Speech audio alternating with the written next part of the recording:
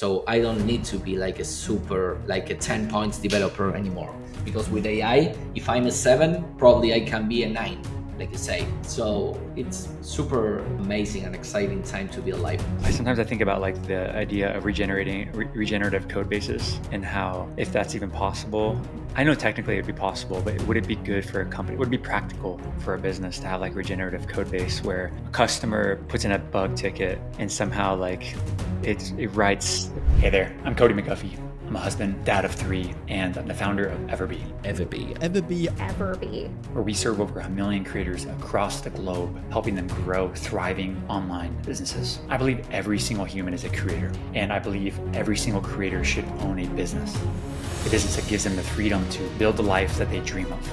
Built Online is where creators, entrepreneurs, and leaders get real insights, real stories, and the edge to build something that actually lasts. This is where the next generation of builders get built. Roger, what's up, man? I'm fine. And you? I'm great. I'm happy they're here. I'm excited to talk about AI and talk about, I don't know, vibe coding, talk about hiring engineering and developers all across the world, particularly in Latin America. Yeah, yeah. I'm from Argentina, so I'm happy to share some of my experience working with the US, with people from Argentina, also talking about vibe coding, AI, and anything you want. It's cool because that's why I love having a podcast. I just wanted to I want to kind of pat myself on the back a little bit because I love having a podcast because I get to have selfish conversations and then people get to like hear them. So I get to learn from you and learn about your story, but also learn about the drawbacks of things. And it's part of my job, which is super cool. So I think I'm lucky in that way. So I'm excited.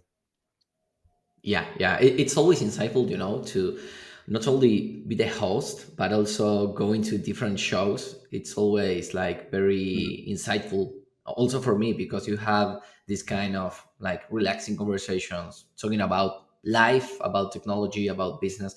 And I'm like a big believer that you always get something from those conversations. So Totally. that's the idea. Yeah. I agree. I think about this too. It kind of brings something to my mind of when I was talking to, and maybe it was my nephews or my little brother years ago, and we're talking about books and how you like read a book to learn. And the idea was that I think either they asked it or something came to my mind, and they were like, "How do you remember everything in the book, though?" And I'm just like, "You don't. You get one thing out of that book, it can Yeah. change your life. Just one thing. And if you can get two, oh my gosh, and if you can get three, you literally struck gold. The whole point is not to digest the entire podcast and entire book. It's to pick one thing to take you to, the next chapter. Well, now with ChatGPT, you can ask for the summary of the book. So you don't even Sure. have to read the entire book. I believe that it's better to read the entire book because just because of reading and starting like connecting the dots, you start thinking new things that maybe are not written, but Yep. it's just ideas on your mind. But if you don't have time, or if you need like the top 10 tips that I can get from this book, even today it's much easier than it used to be.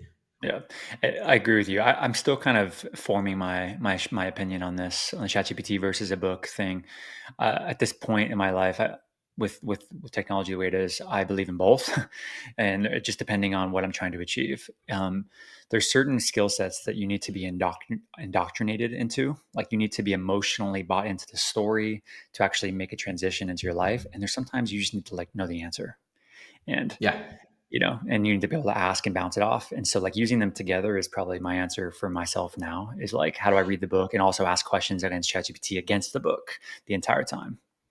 Yeah, it's like, I mean, talking about AI, like every little thing that we have now regarding AI, I think the super powerful thing that we have, it's being in the middle, like with the human in the middle. I mean, not only being super strict in terms of no, I won't use AI and I will only read books, and on the other hand, not thinking that AI will replace books. So having the best of the two worlds, I think that's the way, and that's what we are doing also when it comes to writing code or helping businesses, and I think every single professional should start working that way, because AI will disrupt everything, I basically. I mean, I like couldn't agree designers, more. developer, doctors, lawyers, accountant, everything. Completely agree with this.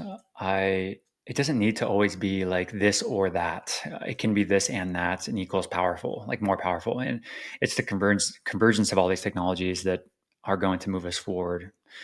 So our mindset though needs to be corrected on it. I run into sometimes friends even that are like anti AI for whatever reason. They're like, oh, I just like almost like this, like they put themselves like above it, like, oh, I only read books, or like, and you're like, huh, that's such a weird stance. It's a stubborn ego stance, in my opinion. Like to Yeah. think that you need to make a decision like that. You don't need to make that decision. It's like saying, hey, Roger, I don't know the answer to that, but like Google it. And you're just like, oh, I don't use Google. I'm gonna look at the Yeah. encyclopedia. Like, why would you do that? That's so But silly. you know that in life there are many people that don't want to say I don't know, and I think one of the like biggest values that you could have as a person and also as as a professional is saying I don't know. And for instance, when we do interviews to candidates, we expect from them to say, hey, I don't know this. So many times we ask, oh, hey, okay, how do you think this topic that you don't know? Because I understand that you can't know everything in the world. So I'm interested about how do you think this, because it's even more important, the ability to learn new things, I think is, but it will be more important than not knowing things, because knowledge is there. It's in the internet, in AI, in books, everywhere. But the skill that we should start developing, like very Mm, soon, is learning to learn. Because if we learn how to learn, we can go everywhere. mm. Really, really cool. Roger, what do you do? So everyone understands what you do and kind of your backstory. Yeah, I'm a software engineer.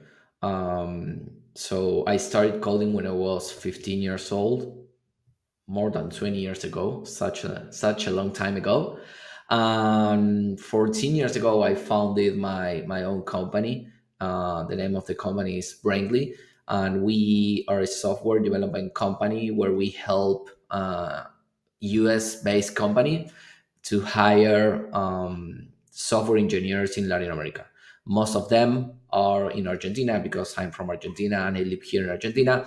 And some of them are in Colombia, Chile, Uruguay, other countries from Latin America. But the powerful thing here is that we discovered 15 years ago that there is a really, really big opportunity for talent from South America to work for big companies in the US, and also for big companies in the US to hire like a really, really good and cool talent from Latin America, working for with people in the same time zone, being super competitive against other regions, or even more hiring people internally in the US. So we have been like evolving and developing our business, and after COVID everything went faster, Mm. because before COVID many people used to think, okay, I need the developer to be like seated next to me, and after COVID that changed, and that was super cool for our business. So we grew a lot uh, since COVID. Amazing. So essentially, like let's say a company like EverBee, for example, which we have 45 full-time employees across the Yeah. world. Um, so essentially, if I wanted to hire more engineers, I would go to Roger and go to Braintly and actually ask you what. And I'd say, hey, I'm looking for a MERN stack engineer. And then you'd go find them. Or is it something that you guys have on people on the bench? Or like, how does that work? Sometimes we have people on the bench, and sometimes we do the search. The thing is that most of the times we try not to have people in bench because two things. First, good developers are not willing to be in bench because they get bored and they want a Yeah. project. So if you have too many people in bench, probably they are not like the best developers in the world. And second, because we are not like a normal staffing agency. Okay. We go through a process where we understand your needs or your goal in terms of business, and then we go and find the specific fit, the specific person and candidate for the role and the goal that you are looking for. And we are engineers because we are software engineers. We are a software development company, so we are engineers betting engineers. It's not like a recruiting agency. So one of the values that we bring to a table is that if you tell us, hey Roger, I need a full stack developer, we will not present to you like 20 developers, 30 developers or candidates. We do the whole process, and at the end of the process we will tell you, hey, this is the one, go jump into an interview. So you will the thing that we discovered is that most of the times CTOs don't want to waste time interviewing, and they waste, and the correct word is waste, they waste a lot of time interviewing people that doesn't make sense for the position, Hmm. because they are working with recruiting agencies with basically non-technical recruiters. So in our case, we present to the CTO the right person or two persons. So it's most of the times they invest only like an hour, 2 hours in the whole process. So the big thing here is that they can get the right talent only investing an hour instead of Mm, investing 30 hours, 40 hours, whatever. I see. Okay. Yeah, I completely see the value in that. And as far as like you guys is, you said you're not like a normal staffing agency, which would typically charge a percentage on the yearly salary as a fee. Yeah. What do you guys' model? How does a company typically pay you guys? How do you guys make money? We have two different models. One model is the staffing model, where we hire the candidate and you pay us in our US company, and we take care of hiring, retention, paying the salary, benefits, PTOs, everything. So you are dealing with an US company, but you are getting access to talent in Latin America. And that model is focused on technical founders or technical companies, because we can't assign a developer to a company, to a client, if they are not technical, because they don't know how to talk to a developer, and that will fail, and we know it because we did it and it went wrong. So Mhm. for technical companies or technical founders. When it comes to non-technical founders or non-technical companies, we always assign an entire team, something we call a squad, and it has a software developer, a project manager, and a QA. And in those cases, we help them think the roadmap, think the product, think what to kill and what to do. And it's super powerful for us, because in that model, we can get involved in the business, in the product that they are building. You know that many times when it comes to staffing model, it's difficult to get involved, because since we have technical people on the other side of the client usually say, okay, just give me the developer, I appreciate your support, but I don't need like your advice about how to build or how to run my product. So the amount of involvement that we can get, it's limited. Mhm. On the other side, when we assign an entire team, we are super involved in the process, and we are super involved in understanding the business, understanding how we can do and create like new products even inside the product. So it's more exciting. I know a lot of friends that own software companies, and some of them are, they're stage, 5, and then some of them are like, brand new companies spinning up a product and totally different types of problems when it comes to Yeah, hiring. Um, but I recognize that that is such a challenging time to be in when you're first starting, because typically you have an MVP, or maybe you need to build an MVP, step one, and then you actually then it's like, I remember this thing with EverBee. this stage of MVP to like, I need to grow up a little bit too, and I need to probably start hiring people inside of my team. But you don't have the Yeah, finances to support hiring people inside of your team. So you're like at this very challenging phase.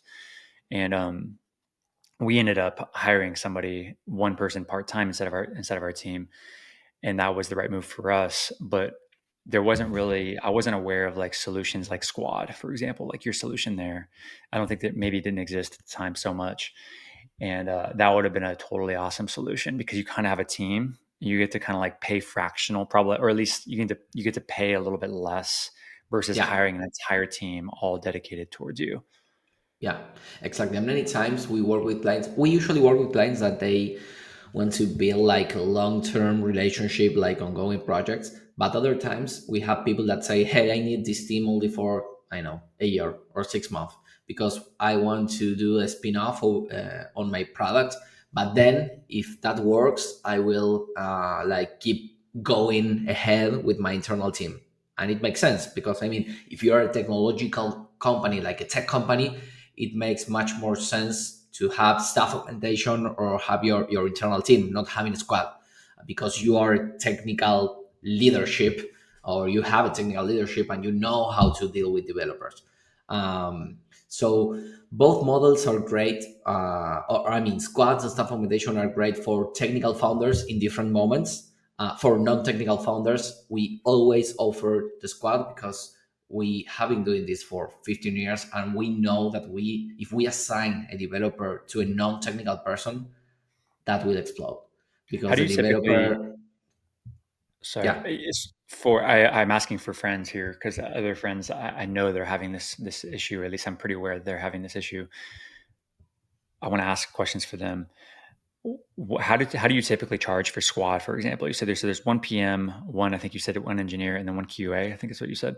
yeah, we usually have like a full-time developer and fractional PM, because if you have like a small project only with one developer, you don't need a full-time Yeah, project manager. So maybe you have, I know, a full-time developer with 40 or 50 hours a month of a project manager and 20 hours of QA. We are using AI to run the tests. We are also backing that with a real person, a tester. But we discovered in the last month that instead of charging maybe 40 hours a month of QA, we can charge 20 or 15 and have the same amount of coverage because of AI. And the same happened with project managers. I know when we used to sell like maybe 40 hours of management per month, like most of those hours were dedicated to create like documents and summaries of the meetings and those things, and all that world now is solved by AI. So yeah, now the 40 hours are much more a higher quality, I would yeah, say, because they invest the 40 hours talking with the client, talking with the team, thinking about the roadmap, and not like writing documentation. Because we yeah, have tools that can write the documentation, like just works like magic, yeah. and always with a human in the middle, Sure. but much quicker. Yeah. Okay. What are your thoughts on vibe coding and this whole like this new era of software development? Let's say that I mean I remember I was just talking to a friend, and he wants to start a company. He has this idea, and he's like, and he's pretty, and he's fairly technical. He's smart, and but he's not an engineer, I wouldn't say. And so he's like vibe coded his like first product, I guess you could say. Um, where does this? What are the advantages, and then where are the drawbacks? Like, when does he need to actually hire someone to actually help him kind of build the back end, or like at least complete the product? You know what I'm saying? It's where he could actually go and Yeah. have a stable I product. What are your thoughts? I think that vibe coding it's perfect for the first like version. If you want to test the product market fit or test an experiment, or I don't know, obviously for the front end, like testing prototypes, for the first phase of the project is perfect. Then if you want to start doing like more complex things, I think you need an engineer. um, and also it's a super powerful tool. We are using it, and everyone should be using vibe coding. I think that it's like hitting down the barriers for coders, but at the end of the day, it's like, I know 4 years ago, for being a developer, you used to understand assembler or binary code. And then the high level languages came: C, Visual Basic, Java, PHP, whatever. And we learned how to ask things to the computer in English, like writing code. And now I think that the vibe coding, it's another level of Fair. abstraction of that journey. So it is easier today, before AI, to code than 4 years ago. 100%. It will be easier to be a developer in 2 years or now than before AI and vibe coding. 100%. But you still need people that understand how to ask the right questions and how to ask and write the right prompt. I don't think that it's true that my aunt will be able to create an e-commerce or their own platform, or at least not in a professional level. But I truly think that they will be much closer than they used to be. Hmm. So, in summary, it's an amazing tool. I think we all have to use it, and we all have to embrace AI, because it's not a hype, it's not the future, it's the present, and it's changing, and we are probably living the biggest revolution in history. So we have to embrace them and understand that our business will change. I mean, I know that my business in 2 years will change, like, a lot. So we are Yeah, working on that, trying to understand, okay, how can we like rethink our business in terms of being alive in 2 years? I know. It's very interesting. Yeah, Yeah. especially your business, right? Because you have to think about this a lot because you are in the business of software engineering, and software engineering is rapidly evolving right now, right? Yeah. Like, Every week it's a new adventure. oh my gosh, yeah. And then you have like this whole narrative um, of like software engineering is going to go away, right? Like you don't need like software engineering is dead, and like there's that the extreme over here, and Yeah. then there's the people that are like no way, and then there's like what you kind of just said is like, well, it's going to change. I'm super And optimistic, and I think that new jobs will be in our minds. I mean, new jobs will be the world will create new jobs that we can't imagine now. yep. And it's like thinking that 30 years ago or 40, I know, when Excel came, accountant were going to disappear, and they changed. So it's important to be flexible Mm, and embrace the change. completely agree with you. Something that And it's difficult. It's easy to say, but very difficult to yeah, put in practice. there's sometimes it's painful, and there's a lot of sometimes there's layers inside of our minds that block us from wanting to change because as the older we get, we get a little bit more in our ways. And Yeah, then when you have someone coming in and writing what you've worked your entire life to do, write code, and then some kid who's 12 years old in his bedroom does it in like 30 seconds. It's kind of a gut shot. I mean, it's yeah, I'm sure it could be a gut shot. But I agree with you. I'm optimistic about the future of just all this stuff. My opinion, we have engineering of, I think our engineering organization is 25, 26 people full time engineering. And the way that we talk about AI is we need to be using it. We need to be AI forward, AI first. And the way our narrative is that I don't believe it's going to replace engineers uh, by itself. I think what it'll do is it'll make good engineers better, and it'll make great engineers like unstoppable. yeah. Like it'll amplify a great engineer by so many. Like it'll make them superstars because I they're asking agree. the right questions. Yeah. And besides, for instance, I recognize myself. I mean, I used to be a developer, but I don't think that I used to be like an amazing developer.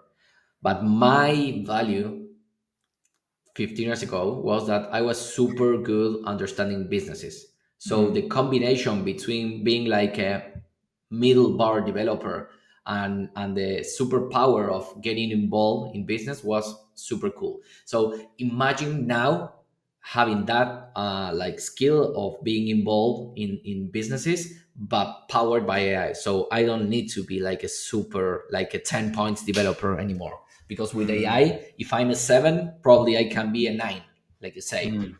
So it's super like amazing and exciting time to be alive, It's really fun, and but I know we're kind of challenging. getting very challenging, and also like easier too in some ways, but also more challenging. It's interesting. I know we're kind of talking about like more engineering, and probably people listening to this predominantly are not engineering, so they'll probably lose them here. But it's interesting to think about because I think about like the idea of regenerative code bases and how if that's even possible. I know technically it'd be possible, but would it be good for a company? Would it be practical for a business to have like regenerative code base where a customer puts in a bug ticket and somehow like it An writes, agent, just yeah. and then all of I a sudden can it does it, and then it I puts them through QA. Like in theory, this should work. In theory, Yeah, I can't see it yet, but I know that it will happen. Because now it's working, but it's not working well. But eventually, it will start working well because it's like moving forward every week. it is. Yeah, even like So feature requests. I mean, if you think about it, even feature requests. Hey, I want this button to be here, and then like this agent is smart enough to understand. Okay, where do you want this button? Oh, 10 people asked for the same button in the same yeah, location. And then all of a sudden it like starts building a use case and it starts to like actually generate a PRD. And yeah. all The thing interesting. is that the AI it's not intelligent, but it has an amazing power to process data. So it Mm, can like seems to be intelligent since it has the capacity to analyze like huge volumes of data. So, but in the core, it is not intelligent, mm. but it seems to be. It seems to be. Yeah, it's interesting, which means that it kind of is, even Yeah. though we know that it's not. It's interesting. You ready for the rapid fire questions, Roger? Yeah. What's your favorite business book? Get the grip. What is this? What book is this? It's for implementing EOS. It's a framework. Get a brick. Get a grip. Grip Get a grip. with Oh, okay. with Is J. that Grip. the is that from Gino Wickman? Yeah, Okay. I read Traction. I have not read Get a Grip. they are cousins. Yeah, Okay, like the interesting. books, pretty similar. Beautiful. What's the one thing that you wish that you knew before starting your business? That's a really good question. There are so many, but one of the most important is understanding that like walking this path of being an entrepreneur alone was going to be super hard, and I always regret about not um, not being connected to the world, to the ecosystem in my early years. I think that I started asking for help and connecting with other entrepreneurs and doing these kind of things too late, maybe Hmm. 3 or 4 years ago. You mean like building your network and like actually asking like other entrepreneurs, for example, for Yeah, support or just connected with them? yeah. Interesting. Last question. Who do you think should be a business owner? Someone who doesn't want to be like their own boss. That's not the path. Someone who is ready to be in a roller coaster every day. Every fucking day, it's a roller coaster. And there are days where you feel that being an entrepreneur is the best decision you have ever made. And there are other days where you think, oof, I don't want to do this again, Mm. like having this like tough conversation. So you have to be super resilient and ready to go through that path. Because many times I talk with my friends, non-entrepreneur friends, and they think that I live in a limbo. No, you are super cool because you have your own company. And okay, man, I can't. You won't understand. So yeah, that would be There was one point my I could relate to advice. that. I love that. Thanks for sharing that. There was, I was at a barbecue a couple months ago. It you reminded me of this, and we were talking about like just our days for some reason. Like we were in a circle, and there was like we were just talking about like our days and typically our work days. What does it look like? And somebody shared theirs, and somebody shared, and then I was, actually, and then they got to me, and then somebody jumped in and was just like, "What do you do? You probably just like play, like you just like you don't really have to worry Playing about anything." golf. Yeah. And I remember being like, "Oh, it's such an interesting perception," you know? Um, and then I like, by the way, I get zero offense to this. If anything, it's a compliment, maybe. Yeah, Um, but the reality is, I kind of answered, I'm like, no, I still work like 50, 55-hour weeks. It's my work might just look different than your work. Like your work is like showing up and sitting in your chair and like yeah. you have to show up and click it. But my work is like, I don't know, I, thinking about I'm the always business. thinking. Yeah, thanks. Yeah, you're obsessed. You're obsessed with this business, and in a good way. And that was an interesting learning for me that the definitions of work start to blend Yeah, and to become absolutely. clear. Yeah, absolutely. Roger, where can people find you, follow you, learn more from you and about you? I'm on LinkedIn, so if they find my name in on LinkedIn, I'm the only Roger Einstoss, so they will find me. And also in the website, if they send an email to the website, I will be responding. But LinkedIn is the best way LinkedIn is this. of connecting. Yeah, Beautiful. Roger, thank you for your time. I appreciate you coming on, man, and look forward to you're staying welcome. connected and learning more as you continue on your journey. Thank you so much for having me. Okay, man. So talk to you soon. Bye bye.